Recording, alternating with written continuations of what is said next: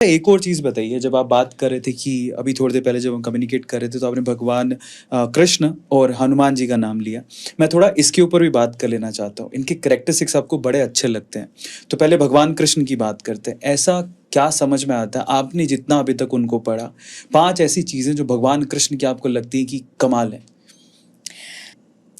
आज के यूथ को, आज की यंग जनरेशन को अपनी लाइफ कैसे जीनी चाहिए, कौन कौन सी क्वालिटी हम में हो तो हमारी उन्नति हो सके, हमारा इवोल्यूशन हो सके, हमारा विकास हो सके, ऐसी सारी क्वालिटी एक कैरेक्टर में मिल जाए तो वो श्री कृष्ण है. He is a dancer, he is a musician, he is a good lover, he is a good family man, he is a good son, he is a good businessman, he is a good political scholar. पूर्ण पुरुषोत्तम हम कहते हैं श्री कृष्ण को, हम पूर्ण पुरुषोत्तम कहते हैं. कृष्ण ने क्या किया, महाभारत के युद्ध में पहले ही दिन गीता का ज्ञान अर्जुन को देने की शुरुआत की. तो स्टार्ट कहाँ से हुआ? अर्जुन कहता है कि ये जो सामने खड़े हैं वो तो सब मेरे अपने हैं. कोई मेरे दादा लगते हैं, कोई पितामह लगते हैं, कोई भाई लगते हैं, कोई चाचा लगते हैं, कोई मेरे गुरु हैं. और इन सब से मैं, इनके साथ मैं पला बड़ा हूँ. इन्होंने मुझे बड़ा करने में योगदान किया. आज मैं जो भी हूँ इनकी वजह से हूँ. और अब इनके सामने मैं तलवार उठाऊंगा, गांडीव उठाऊंगा. तो ये प्रॉब्लम है. हताश हो चुका है, निराश हो चुका है, डिप्रेस हो चुका है.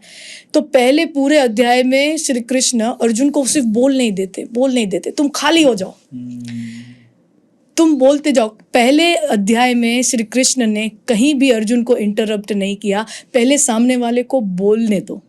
Is the best psychologist. अगर तुम्हें किसी की समस्या का समाधान देना है तो तुम्हें उससे सुनना पड़ेगा. अब हम चलते हैं हनुमान जी की तरफ, जिन्हें आप हम सब चिरंजीवी कहते हैं, जो ऐसा लगता है कि अभी भी जिंदा है, हमारे बीच ही हैं. आपने हनुमान जी का नाम लिया, तो उनमें क्या क्वालिटीज आपको नजर आती हैं?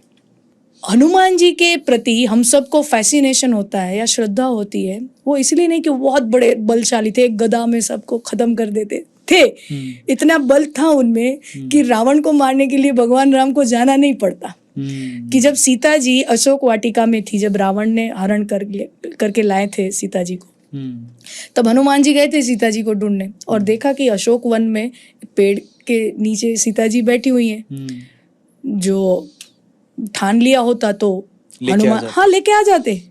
उनको जरूरत नहीं पड़ती कि वहां से जाके पूरी एक्सरसाइज, फिर रावण को मनाना कि तू सीता जी को भगवान को सौंप दे तो ये युद्ध नहीं होगा, फिर वापस जाना.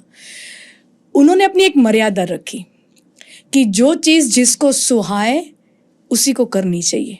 मैं यहाँ एक दूत बनकर आया हूँ तो मैं एक दूत की हैसियत से यहाँ ऑपरेट करूंगा. एक होता है ना कि हम सबको अपनी एक बाउंड्री में रहना चाहिए.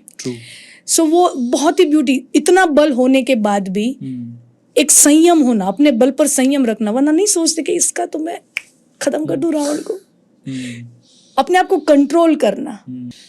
हनुमान चालीसा की एक बहुत ही प्रसिद्ध चौपाई है, सूक्ष्म रूप धरी सिंह भी दिखावा, विकट रूप धरी लंक जलावा. तो हनुमान जी में वो एडेप्टेबिलिटी है.